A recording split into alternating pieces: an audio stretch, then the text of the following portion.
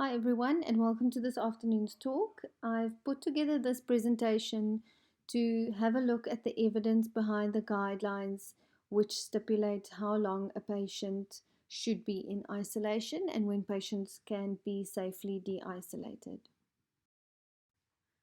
Before discussing the evidence, I'll do a brief overview of the virology of the SARS-CoV-2 virus, which causes the disease COVID-19. Once the virus enters the respiratory system, it preferentially enters the alveoli. Here we can see type 1 and type 2 pneumocytes. Type 1 pneumocytes are mainly responsible for gas exchange, and type 2 produce surfactant, which we all know prevents the alveolus from collapsing by increasing the surface tension. The SARS-CoV-2 virus mainly attacks the type 2 pneumocytes. On the right, there's a diagram of a type 2 pneumocyte and multiple SARS-CoV-2 viruses. Among other structures, they include surface spike proteins and a single-stranded RNA. And these spike proteins on the surface bind to angiotensin-converting enzyme type 2 receptors on the pneumocytes. Once the virus enters the cells, it releases its own single-stranded RNA. The single-stranded RNA hijacks the host ribosomes and starts producing different protein molecules. These proteins are the structural molecules of the virus itself. It also utilizes a very important enzyme called RNA-dependent RNA polymerase. With this enzyme, it can synthesize more RNA molecules.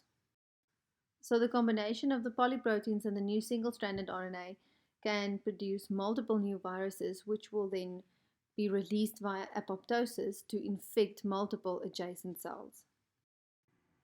The big question about how long a patient who's had COVID-19 remains infectious is actually its serial interval. This is an epidemiological term that refers to the time between successive cases in a chain of transmission of any given pathogen. In other words, how long a patient with a certain infection retains the ability to infect another person from a certain point in time. That point is either defined as the date of contraction of the pathogen or the date of symptom onset.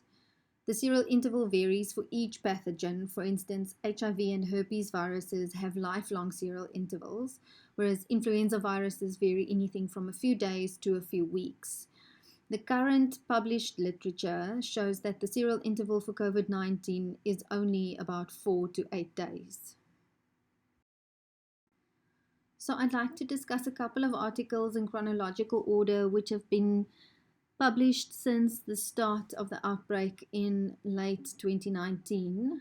One of the first articles that was published was this one from Li et al., and it was named Early Transmission Dynamics in Wuhan, China of Novel Coronavirus Infected Pneumonia.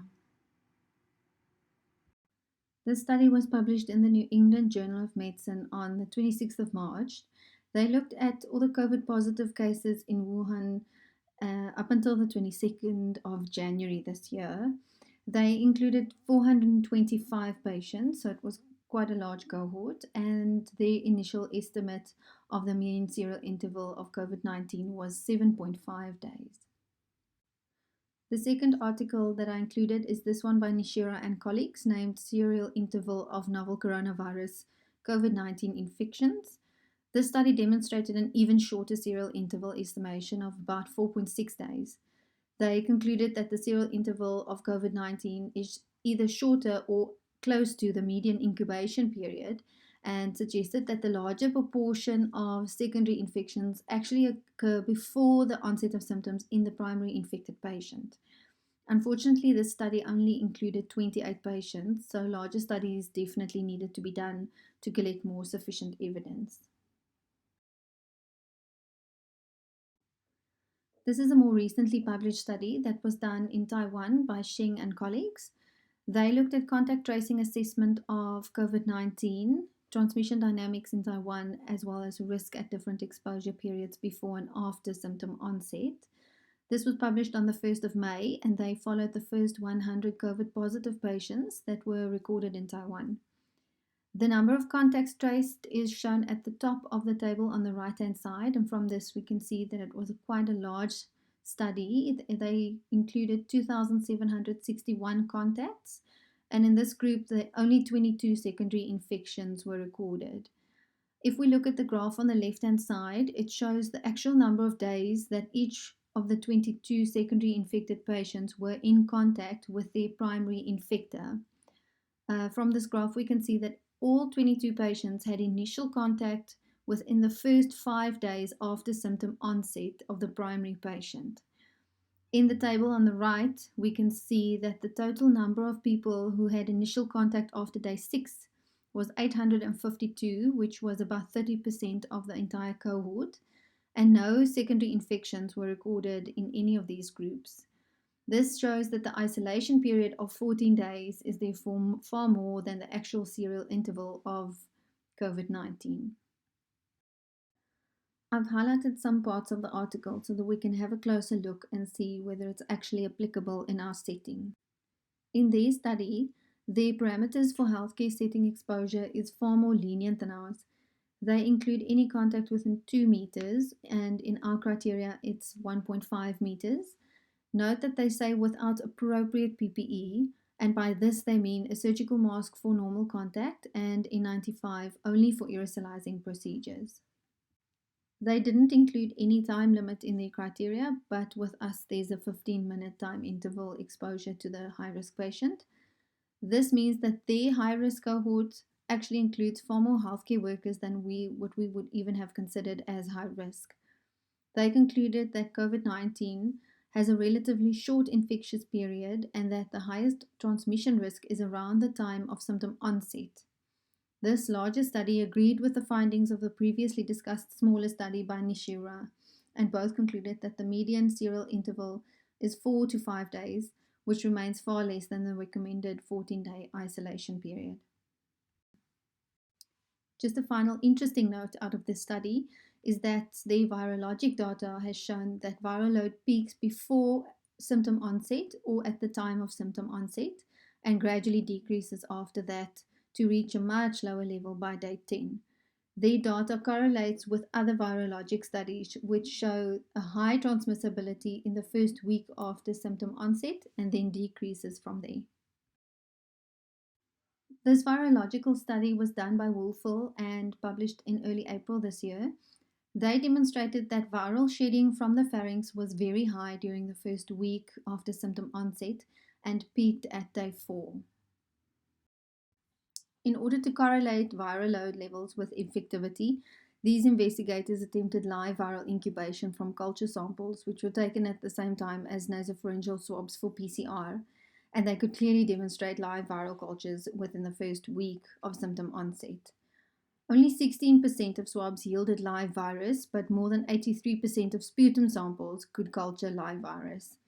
This demonstrates that the nasopharyngeal swab PCR testing is superior in sensitivity for the SARS-CoV-2 virus when compared to live cultures. After 8 days, no live cultures could be isolated in any kind of sample, though. In order to prove active viral replication, they conducted reverse transcriptase PCR tests to identify viral subgenomic messenger RNA, as this is only transcribed in active infected cells.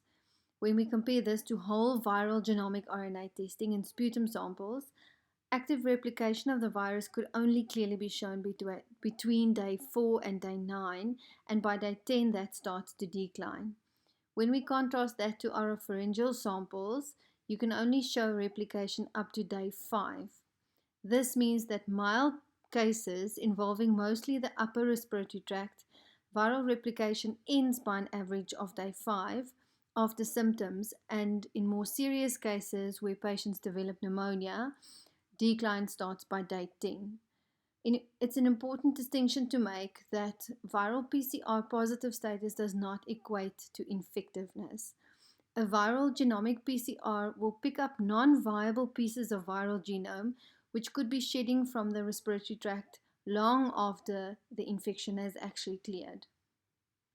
So now with this background in mind, we can look at our own national guideline, which has been based on a number of international guidelines. I haven't included any of these international guidelines because these are readily available on the internet.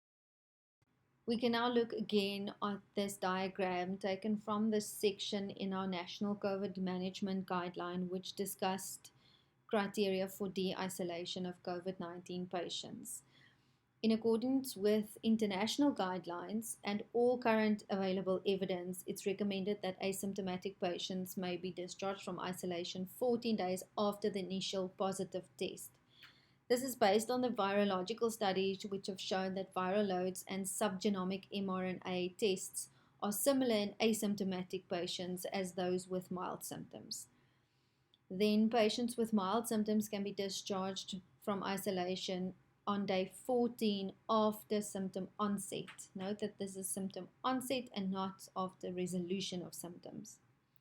This again far exceeds the serial interval of 4 to 7 days demonstrated by multiple epidemiological and virological studies.